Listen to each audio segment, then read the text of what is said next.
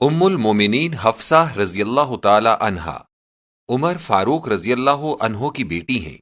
نبی صلی اللہ علیہ وسلم کے نکاح میں آنے سے پیشتر خنیس بن حذافہ بن قیس بن عدی السلمی کے گھر میں تھیں۔ خنیس رضی اللہ عنہ سابقین میں سے تھے۔ انہوں نے ہجرت حبشہ اور ہجرت مدینہ کی تھی۔ بدر و احد میں حاضر ہوئے اور جنگ احد میں زخمی ہو کر مدینہ میں وفات پائی۔ ان کے بھائی عبداللہ بن حذافہ السلمی بھی صحابہ میں نہایت مشہور، بہادر و شاعر ہیں۔ حضرت خنیس رضی اللہ عنہ کی شہادت کے بعد حضرت عمر رضی اللہ عنہ نے حضرت ابو بکر رضی اللہ عنہ سے حفصہ رضی اللہ عنہا کا ذکر کیا۔ انہوں نے کچھ بھی جواب نہ دیا، جس سے حضرت عمر رضی اللہ عنہ کو بہت رنج ہوا۔ پھر حضرت عمر رضی اللہ عنہ نے حضرت حفصہ رضی اللہ عنہا کا ذکر حضرت عثمان رضی اللہ عنہ سے کیا، کیونکہ ان کی بیوی سیدہ رقیہ بنت رسول اللہ صلی اللہ علیہ وسلم کا انتقال بھی انہی دنوں میں ہوا تھا۔ حضرت عثمان رضی اللہ عنہ نے کہا، آج کل تو میں شادی کا ارادہ نہیں رکھتا۔ اب حضرت عمر رضی اللہ عنہ نے رسول اللہ صلی اللہ علیہ وسلم کی خدمت میں سارا واقعہ سنایا۔ نبی صلی اللہ علیہ وسلم نے فرمایا، يتزوج حفصة من هو خير من عثمان ويتزوج عثمان من هي خير من حفصة۔ ترجمہ: حفصہ رضی اللہ عنہا کی شادی اس شخص سے ہوگی جو عثمان رضی اللہ عنہ سے بہتر ہے، اور عثمان رضی اللہ عنہ کا نکاح اس سے ہوگا جو حفصہ رضی اللہ عنہا سے بہتر ہے۔ بعد ازیں نبی صلی اللہ علیہ وسلم نے حضرت حفصہ رضی اللہ عنہا سے نکاح کر لیا اور حضرت عثمان رضی اللہ عنہ کو اپنی دوسری بیٹی ام کلثوم رضی اللہ عنہا بیاہ دی۔ تب حضرت ابو بکر رضی اللہ عنہ نے حضرت عمر رضی اللہ عنہ سے مل کر فرمایا، تم اس بات کا میری طرف سے رنج نہ کرنا۔ رسول اللہ صلی اللہ علیہ وسلم حفصہ رضی اللہ عنہا کا ذکر مجھ سے فرما چکے تھے، اور میں اس وقت نبی صلی اللہ علیہ وسلم کا یہ راز ظاہر نہ کر سکتا تھا۔ ہاں، اگر حضرت صلی اللہ علیہ وسلم نکاح نہ کرتے تو میں ضرور کر لیتا۔ ان کا انتقال بعمر 60 سالہ جمادہ الاولیٰ 41 ہجری میں ہوا۔ ایک حدیث میں ہے کہ جبرائیل علیہ السلام نے ان کی تعریف ان الفاظ میں کی تھی، فإنها قوامة صوامة وإنها زوجتك في الجنة۔ ترجمہ: وہ بہت عبادت کرنے والی، روزے رکھنے والی ہے، اور وہ بہشت میں بھی آپ کی زوجہ ہے۔ ولادت حفصہ رضی اللہ عنہا 5 سال قبل از بعثت ہے۔ مرویات حفصہ رضی اللہ تعالی عنہا ام المومنین، متفق علیہ 4، صحیح مسلم میں 6، دیگر کتب احادیث میں 50، کل 60۔ بعض لوگ آیت وَإِذْ أَسَرَّ النَّبِيُّ إِلَى بَعْضِ أَزْوَاجِهِ حَدِيثًا۔ سورۃ التحریم۔ ترجمہ: جب نبی صلی اللہ علیہ وسلم نے اپنی ایک بیوی سے راز کی ایک بات کہی۔ اس آیت کی تفسیر میں ام المومنین حفصہ رضی اللہ تعالی عنہا کا ذکر کرتے ہیں۔ میرا خیال ہے کہ جب رب العزت کو اپنے حبیب صلی اللہ علیہ وسلم کے گھرانے کی عزت و حرمت کا اتنا پاس ہے کہ کسی کا نام نہیں لیا، تو ہم کو بھی اس بارے میں جرأت نہیں کرنی چاہیے۔ بعض لوگ یہ بھی بحث کیا کرتے ہیں کہ وہ راز کیا تھا۔ میں خیال کرتا ہوں کہ ہم کو کوئی حق نبی صلی اللہ علیہ وسلم کے راز میں دخل دینے یا اس کے افشا کرنے کا نہیں۔ اقارب: عمر فاروق رضی اللہ عنہ جو اشہر المشاہیر فی الاسلام ہیں، ان کے والد بزرگوار ہیں۔ وہ 13 ہجری میں بعد وفات ابو بکر صدیق رضی اللہ عنہ خلیفہ ہوئے تھے، اور کسی ایک شخص نے بھی ان کی بیعت کرنے میں تعمل یا انکار نہیں کیا تھا۔ 10 سال 6 ماہ خلافت کی۔ 24 ذی الحجہ 23 ہجری کو شہید ہوئے۔ زخمی ہونے کے بعد انہوں نے اپنے قاتل کی بابت تفتیش کرائی۔ جب ان کو پتہ لگا کہ وہ ابو لؤلؤ نصرانی ہے، تب فرمایا، الحمد للہ الذی لم يجعل قتلی بید رجل یحاجنی بلا الہ الا اللہ۔ ترجمہ: خدا کا شکر ہے کہ میرا قتل ایسے شخص کے ہاتھ سے نہیں ہوا جو لا الہ الا اللہ کا سہارا لے سکتا ہو۔ عبداللہ بن عمر رضی اللہ عنہما ان کے برادر شقیق ہیں۔ ان کا انتقال 73 ہجری میں مکہ میں ہوا تھا۔ حضرت عبداللہ سے 2210 حدیثیں مروی ہیں۔ عمر فاروق رضی اللہ عنہ کی نسل ہندوستان میں بکثرت پائی جاتی ہے۔ قطب الاقطاب خواجہ فرید شکر گنج، حضرت مجدد الفسانی شیخ احمد سرہندی امام ربانی اور حکیم الامت شاہ ولی اللہ محدث دہلوی رحمت اللہ علیہم سب فاروقی ہیں۔ شاہ ابو الخیر عبداللہ دہلوی المسکن مجددی و فاروقی ہیں۔ حضرت خواجہ ضیاء معصوم صاحب ترین چار باغ کابل کا خاندان بھی اسی نژاد عالی سے ہے۔ حضرت حفصہ رضی اللہ عنہا کی والدہ زینب بنت مزون ہیں جو نہایت قدیم الاسلام تھیں۔ انہوں نے قبل از ہجرت مکہ میں وفات پائی تھی۔ ان کا سلسلہ نسب نبی صلی اللہ علیہ وسلم سے کعب میں شامل ہو جاتا ہے اور ان کی نانی کا سلسلہ نسب بھی کعب میں شامل ہوتا ہے۔ ان کے ماموں عثمان بن مظعون ہیں۔ 13 کس کے بعد اسلام میں داخل ہوئے۔ ذوالہجرتین ہیں۔ مہاجرین میں سے مدینہ میں سب سے پہلے ان کا انتقال ہوا تھا۔ نبی صلی اللہ علیہ وسلم نے کفنانے کے بعد ان کی پیشانی پر بوسہ دیا تھا اور اپنے فرزند ابراہیم رضی اللہ عنہ کی قبر ان کے پاس بنا کر فرمایا تھا، الحق بالسلف الصالح منا۔ ام المساکین زینب بنت خزیمہ رضی اللہ تعالی عنہا، جاہلیت میں ان کا لقب ام المساکین تھا۔ ان کا پہلا نکاح طفیل سے ہوا، دوسرا عبیدہ سے ہوا۔ یہ دونوں نبی صلی اللہ علیہ وسلم کے امزاد بھائی یعنی حارث بن عبد المطلب کے فرزند تھے۔ ان کا تیسرا نکاح عبداللہ بن جہش سے ہوا جو نبی صلی اللہ علیہ وسلم کے اماں زاد ہیں اور ام المومنین زینب بنت جہش کے بھائی ہیں۔ جنگ احد میں وہ شہید ہو گئے تو نبی صلی اللہ علیہ وسلم نے ان سے نکاح کر لیا۔ نکاح کے بعد صرف 2 مہینے یا 3 مہینے زندہ رہیں۔ ماں کی جانب سے یہ ام المومنین میمونہ رضی اللہ عنہا کی بہن ہیں۔ ام المومنین ام سلمہ ہند رضی اللہ تعالی عنہا، ہند بنت ابی امیہ المعروف بزاد الراکب ابن المغیرہ بن عبداللہ بن عمر بن مخزوم، نبی صلی اللہ علیہ وسلم سے پیشتر ام سلمہ حضرت ابو سلمہ عبداللہ بن عبد الاسد بن ہلال بن عبداللہ بن عمر بن مخزوم کے نکاح میں تھیں۔ ان ہر 2 کا نسب عبداللہ بن عمر مخزومی میں شامل ہو جاتا ہے۔ ام سلمہ رضی اللہ عنہا نہایت قدیم الاسلام ہیں اور ابو سلمہ رضی اللہ عنہ غالباً 11ویں شخص اسلام لانے والوں میں تھے۔ ابو سلمہ کی والدہ برہ بنت عبد المطلب نبی صلی اللہ علیہ وسلم کی حقیقی پھوپھی تھیں۔ علاوہ ازیں نبی صلی اللہ علیہ وسلم اور حضرت حمزہ رضی اللہ عنہ اور ابو سلمہ رضی اللہ عنہ تینوں برادران رضائی بھی ہیں۔ ام سلمہ نے اپنے شوہر کے ساتھ اول ہجرت حبش کی تھی اور پھر دونوں مکے میں واپس آ گئے تھے۔ مقرر جب ابو سلمہ رضی اللہ عنہ و ام سلمہ رضی اللہ عنہا ماں اپنے بچے سلمہ کے ہجرت مدینہ کے لیے نکلے تو ابو سلمہ رضی اللہ عنہ کے گھر والوں نے ان کے بچے سلمہ کو چھین لیا اور کہا کہ تم جہاں چاہو جا سکتے ہو مگر بچے کو جو ہمارے خاندان کا فرد ہے نہیں لے جا سکتے۔ الہٰذا ام سلمہ رضی اللہ عنہا کے گھرانے والوں نے ام سلمہ کو چھین لیا کہ ام سلمہ کو جو ہمارے خاندان کی لڑکی ہے تم نہیں لے جا سکتے۔ ابو سلمہ نہایت قوی الاسلام اور راسخ العزم تھے۔ بیوی اور بچے کے چھن جانے پر بھی انہوں نے سفر ہجرت ترک نہ کیا اور خدا اور رسول خدا صلی اللہ علیہ وسلم کی راہ میں چل پڑے۔ ام سلمہ رضی اللہ عنہا مکے ہی میں رہیں۔ وہ ہر روز شام کو اس مقام پر آ بیٹھا کرتی تھیں جہاں شوہر سے علیحدہ ہوئی تھیں۔ 1 سال تک برابر روتی رہیں، حتیٰ کہ سنگ دل عزیزوں کا دل بھی ان کے گریہ و آہو بکا پر نرما گیا۔ انہوں نے بچہ بھی دے دیا اور ان کو سفر کی اجازت بھی دے دی۔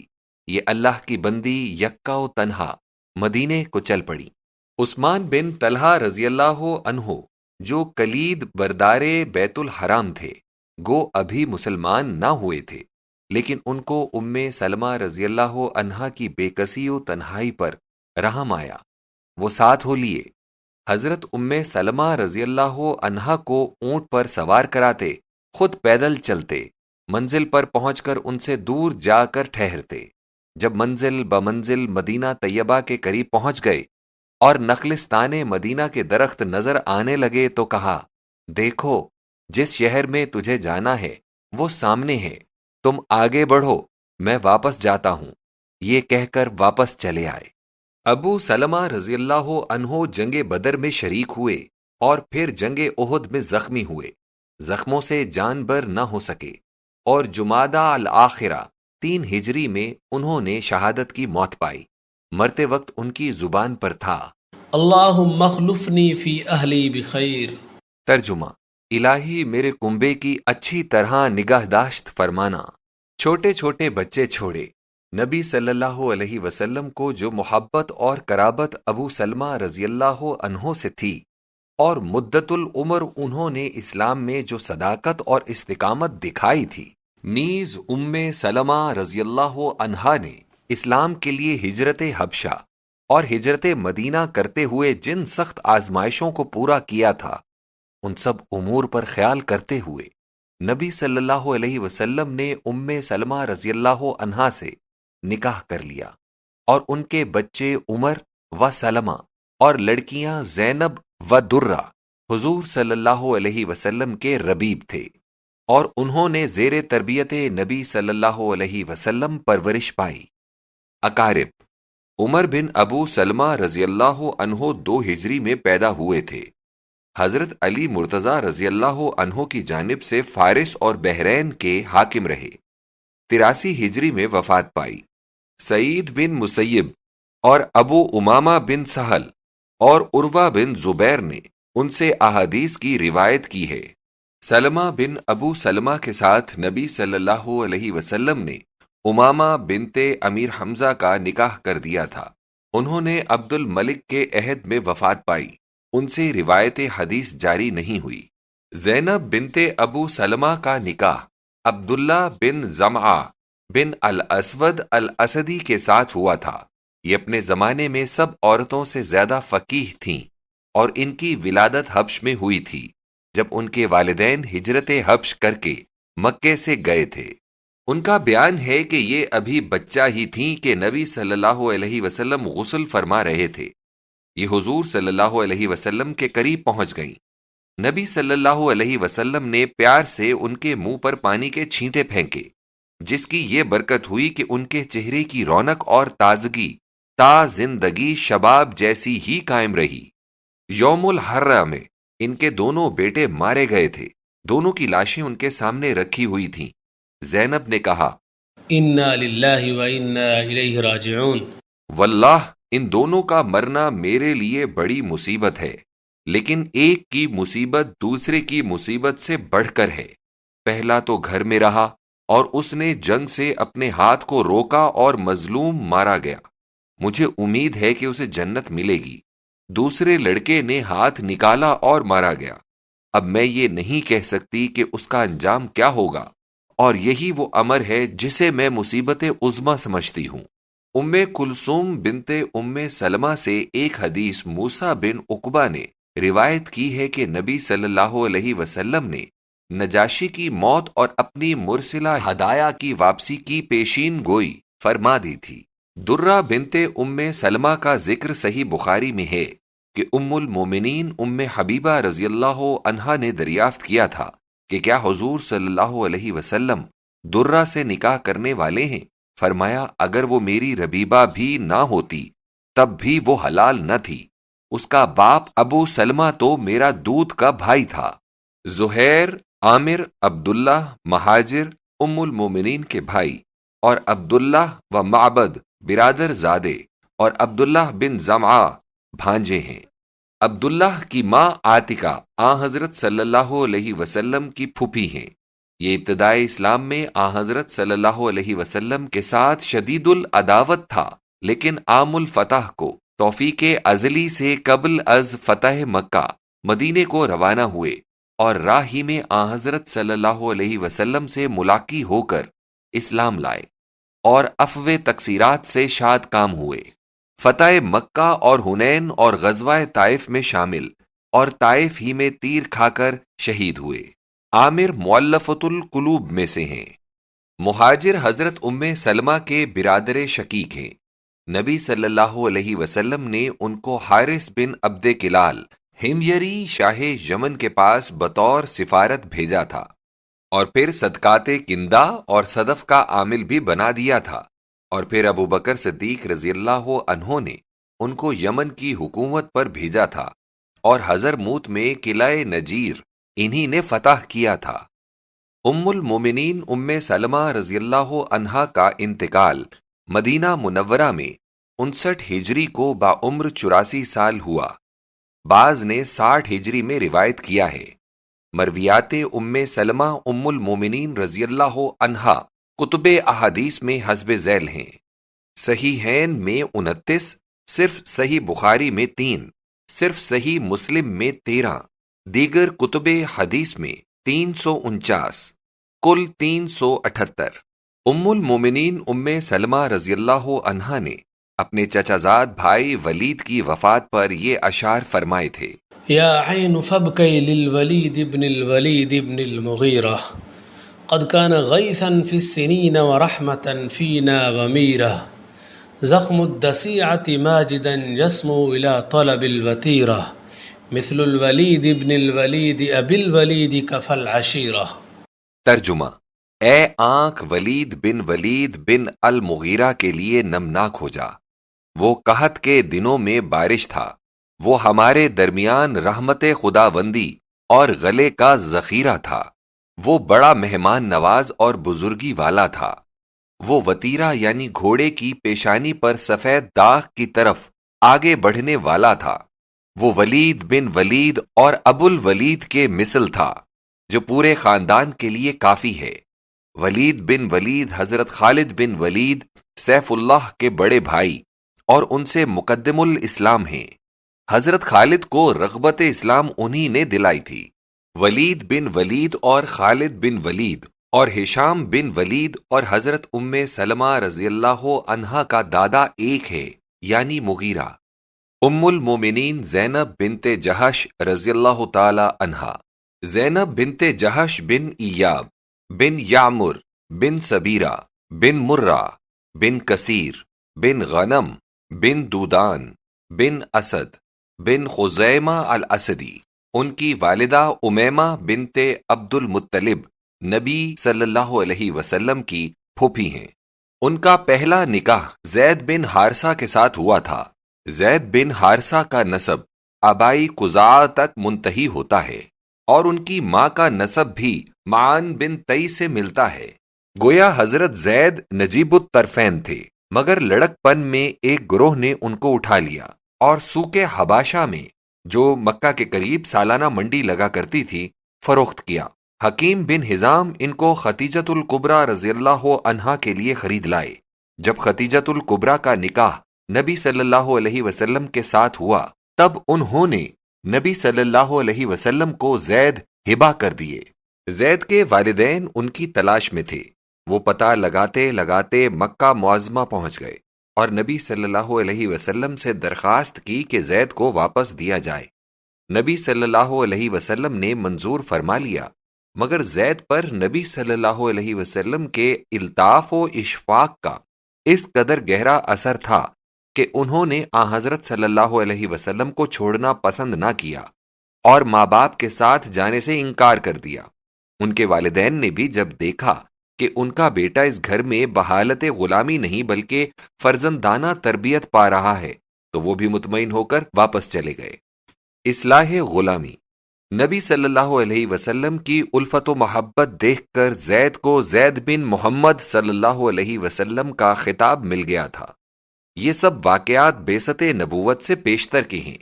نبوت کے بعد جن امور کی اصلاح نبی صلی اللہ علیہ وسلم نے فرمائی، ان میں غلاموں کی حالت کی درستی بھی تھی۔ نبی صلی اللہ علیہ وسلم اکثر فرمایا کرتے تھے کہ لوگو، تم نے ان کو غلام کیوں کر بنا لیا؟ ماں کے پیٹ سے تو یہ آزاد پیدا ہوئے تھے۔ یہ نبی صلی اللہ علیہ وسلم کا ارشاد گرامی نہیں ہے، بلکہ حضرت عمر فاروق رضی اللہ عنہ کا قول ہے۔ دیکھیے کنز العمال جلد 12 صفحہ 873۔ عملی طور پر یہ ثابت کرنے کے لیے کہ غلامی کا جھوٹا خطاب کوئی وقت نہیں رکھتا اور کوئی شخص صرف اس وجہ سے کسی کا غلام نہیں ہو سکتا کہ اسے ایک نے زبردستی پکڑ کر بیچ ڈالا ہو اور دوسرے نے چند درہم دے کر خرید لیا ہو، نبی صلی اللہ علیہ وسلم نے ایک برترین مثال قائم فرمانے کا ارادہ کیا۔ چنانچہ یہ تجویز فرمائی کہ اپنی پھپھی زاد زینب بنت جہش کا نکاح زید سے کر دیں۔ یہ تجویز فی الواقع اسی غرض کے لیے تھی کہ غلامی کے عارضی خطاب کی حقارت ہمیشہ کے لیے دفن کر دی جائے اور کوئی شخص کسی شخص کو اس کے جائز حقوق انسانیت سے اس لیے محروم نہ ٹھہرائے کہ وہ کبھی خریدا یا بیچا گیا تھا۔ جو لوگ خاندانی غرور و تکبر پر مٹنے والے تھے وہ سید ولد آدم اور مصلح اعظم صلی اللہ علیہ وسلم کی اس تجویز پر آسانی سے متفق نہ ہو سکتے تھے، اس لیے زینب اور ان کے اقربا نے بھی اس رشتے سے انکار کیا۔ مگر نبی صلی اللہ علیہ وسلم نے جس اصلاح کا عزم فرما لیا اور جس بہترین مثال کے قائم کرنے کا قصد کر لیا تھا اس پر برابر قائم رہے، حتیٰ کہ قرآن مجید میں بھی اس آیت کا نزول ہو گیا۔ وما كان لمؤمن ولا مؤمنة إذا قضى الله ورسوله أمرا أن يكون لهم الخيرة من أمرهم۔ سورة الاحزاب ترجمہ: جب خدا اور اس کا رسول صلی اللہ علیہ وسلم کسی امر کا فیصلہ فرما دے تب کسی مومن مرد یا عورت کے لیے اس کام میں اپنا کوئی اختیار نہیں رہتا۔ اس حکم کے بعد اقربائے زینب اور زینب رضی اللہ عنہا نے بھی رسول اللہ صلی اللہ علیہ وسلم کے ارشاد کے سامنے اپنے ذاتی اور قومی خیالات کو چھوڑ دیا اور اس نکاح کا ہونا انسانیت پر احسان عظیم ہوا، اور حضرت زینب رضی اللہ عنہا بھی خاص تعریف کی مستحق ٹھہری۔ رسم متبنہ کی اصلاح۔ اب اللہ تعالیٰ کو منظور ہوا کہ حضرت زینب رضی اللہ عنہا ہی کی شاندار زندگی سے ایک دوسری اصلاح کو مشتمل فرمائے۔ عام طور پر مختلف ممالک میں یہ رواج چلا آتا تھا کہ جب کسی شخص کے اولاد نہ ہوتی تو وہ کسی دوسرے کے فرزند کو لے کر اپنا فرزند بنا لیا کرتا، جسے متبنہ کہا جاتا۔ اس کے بعد شخص متبنہ اپنے باپ کی جانب اپنے آپ کو منسوب نہ کیا کرتا اور فرزندی میں لینے والا شخص اسے اپنا بیٹا کہہ کر پکارا کرتا۔ تبنیت کے کڑوے پھل۔ یہ رسم فی الحقیقت قدرت خداوندی کا گستاخانہ جواب تھی۔ متبنہ کرنے والا شخص گویا خدا سے یہ کہا کرتا تھا کہ اگر تو نے مجھے فرزند نہیں دیا تو کیا ہوا؟ یہ دیکھا میں نے بیٹا حاصل کر ہی لیا۔ اس کے علاوہ الف، اس رسم کا خاندانی وارثان بازگشت کے حقوق پر زہریلا اثر پڑتا تھا، کیونکہ ورثہ تو حقیقی طور پر وارث ہوتے تھے اور یہ محروم کنندہ مصنوعی طریقے سے وارث بنایا جاتا تھا، خصوصاً جب املاک و جائیداد جدی پیدا کردہ ہوتی تھیں۔ تب رسم تبنیت سے تمام خاندان میں خصومتوں اور عداوتوں کی بنیاد قائم ہو جاتی تھی اور کبھی ختم نہ ہونے والے جھگڑے برپا ہو جاتے تھے۔ با، بننے والا فرزند جو شجرہ خاندان سے شاخ بریدہ کی مانند ہوتا تھا، اس کے دل اور روح میں یہ حقیقت ہمیشہ خار کی طرح کھٹکتی رہتی تھی کہ اس نئے خاندان سے سچ مچ اس کا کوئی تعلق خون کا نہیں، بلکہ اس دکھاوے کی ساری بنیاد ظاہری اور اوپری رسوم پر ہے۔ وہ اگر اپنے برادران حقیقی کو اچھی حالت میں دیکھتا تو ان پر حسد رکھتا تھا، اور اگر ان کے برادران حقیقی اسے اچھی حالت میں دیکھتے تو اس سے حسد کیا کرتے تھے۔ جیم، متبنہ کرنے والا اگرچہ متبنہ کو اس کے لڑکپن میں بڑے لاڈ چاؤ سے پرورش کیا کرتا، لیکن اس کے بلوغ کے بعد جب دیکھتا کہ اس شخص کے خاندانی اوصاف سے وہ متبنہ کس قدر معرہ ہے اور اس کے اقارب کے ساتھ اس کو کس قدر بیگانگی ہے، اس کا دل بھی بجھ جاتا۔ دال، ادھر اس کا اصلی باپ جس نے اپنے ثمرۃ الفؤاد سے خود محرومی گوارا کی تھی اور جس کے قلبی تعلق کو ظاہری رسوم قطع نہیں کر سکتے ہیں، جب دوسرے گھر میں اپنے فرزند کو کسی مصیبت میں دیکھتا تو وہ جھٹ اس مصیبت کو اپنے ہی فعل کا نتیجہ قرار دیتا اور اس پر وہ خود اپنے کو ملامت کرتا اور اپنے کیے پر پچھتاتا۔ ان تمام احوال سے یہ ثابت ہوتا ہے کہ تبنیت کا مصنوعی اثر ہر جگہ کڑوا پھل ہی ثابت ہوتا تھا۔ ہاں، اس بناوٹی حالت کو خضاب کے ساتھ تشبیہ دی جا سکتی ہے، جس کی بابت کوئی شاعر کہہ گیا ہے، آخر تو کھل ہی جاتی ہے رنگت خضاب کی۔